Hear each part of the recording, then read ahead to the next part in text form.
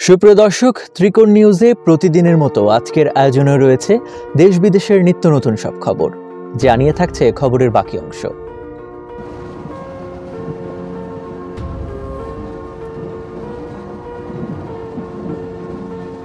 Bullet train দ্রুতগামী সে তো সবাই জানে, কিন্তু সেই বুলেট ট্রেনে চড়ে বসলেই চলে যাওয়া যাবে সোজা চাঁদে কিংবা মঙ্গল গ্রহে। সে খবরে শোনা যাচ্ছে এবার জাপান থেকে। অন্যান্য দেশকে পিছনে ফেলে পৃথিবী থেকে বুলেট ট্রেনে করে সোজা চাঁদে যাওয়ার পরিকল্পনা করেছে এই দেশের বিজ্ঞানীরা। এই প্রকল্পে সাফল্য পেলে পৃথিবী থেকে মঙ্গলেও বুলেট ট্রেন চালাবে তারা, এমনটাই জানা গেছে। যখন একদিকে আমেরিকা ফের চাঁদে যাওয়ার পরিকল্পনা করছে এবং অন্যদিকে চীন মঙ্গলে প্রাণের সন্ধান করছে, অন্যদিকে রাশিয়াও চীনের সঙ্গে মিলে চাঁদে একটি মিশন প্ল্যান করছে।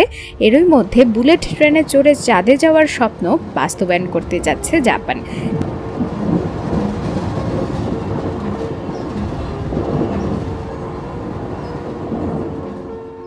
জানা গিয়েছে জাপান মঙ্গলে একটি গ্লাস হ্যাবিটেট তৈরির পরিকল্পনাও করেছে। কাচের বাসস্থান, অর্থাৎ মানুষ একটি কৃত্রিম জায়গায় বাস করবে যার বায়ুমণ্ডল তৈরি করা হবে পৃথিবীর মতো।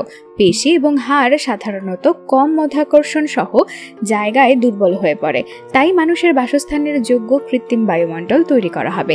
এটি এমনভাবে প্রস্তুত করা হবে যাতে এতে মাধ্যাকর্ষণ এবং এমন বায়ুমণ্ডল থাকে যাতে মানুষের পেশি এবং হাড় দুর্বল না হয়।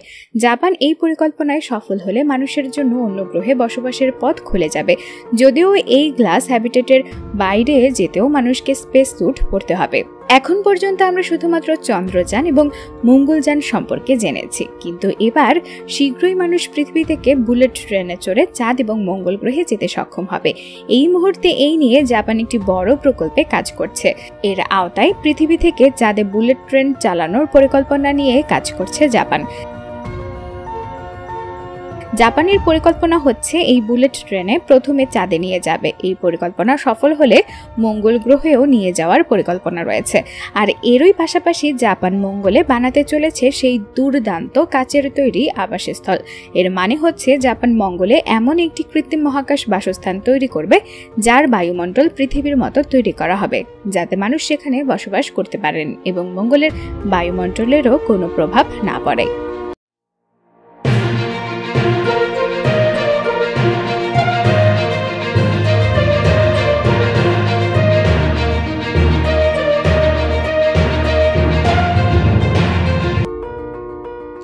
দর্শক, শেষ করছি এখানেই। আবারও ফিরবো অন্য কোনো প্রতিবেদনের সাথে।